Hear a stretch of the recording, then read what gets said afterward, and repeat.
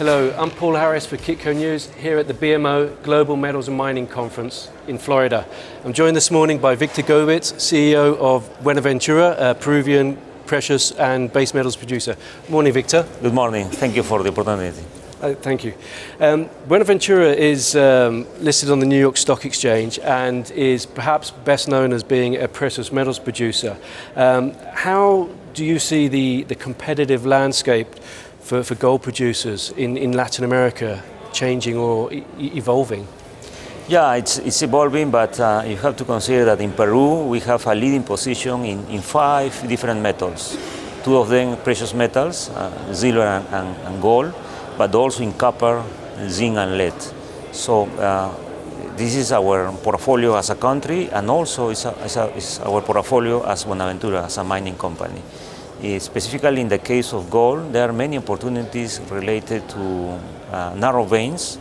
There is a significant tradition in Peru mining these narrow veins of gold, but also there are some opportunities regarding huge deposit with heap leaching technology. Buenaventura has been a presence in Peruvian mining for decades, and you're partners in some very big major projects in the gold and copper space, Yanacocha and Cerro Verde. Some of your own mines have been in production for sort of decades as well, and the company is going through a few years of transition, I understand, and that's been, had an impact on your financial results. How's the transition process going? Yeah, thank you for the question. We have called this program the Debottlenecking program in order to increase the efficiency of the mining infrastructure of our main mining assets. That's the case of Uchucchacua, a silver mine with more than 4 decades of operations. That's the case of El Brocal, an underground mine probably with operations of more than 100 years. So we are improving the efficiency of these mines. As you said, we are in a transition period, but we have to take into account that there are assets with an extensive life of mine. So this is fundamental, which is good. As Buenaventura has a long tradition as well, we are investing in exploration programs. And if you combine this better infrastructure, mining infrastructure, with an extensive life of mine, we don't have any doubt that Uchucchacua and El Brocal could be part of our system called Tier 1.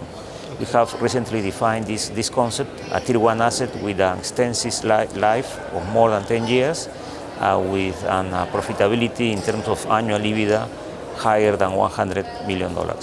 Okay, you've also got a very extensive project portfolio or pipeline of projects, easily more than a couple of dozen, which is why historically you've been the go-to company to partner with for people such as Newmont. What are the challenges you face bringing those projects forward into production? Yeah, if you analyze the history of Buenaventura, you can see there are 3 main avenues. The first one is the organic growth of our own projects. The second avenue is generating JVs. Through the JVs, we have also generated value for our shareholders.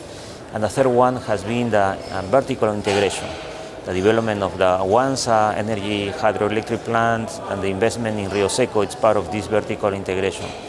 Definitely, in the last year, we are trying to invest, to allocate our capital in the better way as possible. So in that regards, we are also implementing a very enhanced methodology in order to be sure that when we allocate capital, we are clearly spending money and generate value for our shareholders. In that regard, we have postponed a little bit the investment in San Gabriel. We have postponed also the investment in Rio Seco, but definitely we are in a more robust position to take that decision in the coming years. I think one thing that caught a lot of people's imaginations at the end of last year, given the extensive pipeline you have, but perhaps also borrowing from your own background running Milpo, a base metals producer, was the investment Buenaventura made in Tink Resources, a zinc Canadian junior. How did that come about? Yeah, thank you for the question. Tinka Resources is located in a specific area in the central part of Peru, nearby, between all two of our main mining assets, Uchucchacua and El Brocal. In both mining assets, in Uchucchacua and in Brocal, we have capabilities to produce zinc and lead concentrates. And when you analyze specifically Ayahuilca and you see the numbers, definitely it's a huge discovery. Probably one of the most important in the last decade in terms of volume and quality, zinc and lead content. So taking part of this investment, taking part of these assets, it's important because you have to take in consideration not only the short term. Clearly, in the short term, you see that precious metal has a significant appreciation. But if you have a long-term vision, clearly, and also considering the advantage of geological advantage of Peru, you, as part of your portfolio, you have investment in zinc ore bodies. Okay. One of the key themes at this event, the senior gold producers are talking about ESG, the increasing importance of ESG. In Peru, the President, Martin Vizcarra, has talked about a year ago how mine development projects will need to be part of regional development plans. And you've spoken about this as well. What are the concepts here and how will that happen? Yeah, let me explain in this way. If you analyze our country, we have some disparities when you see the coastal areas with the highlands.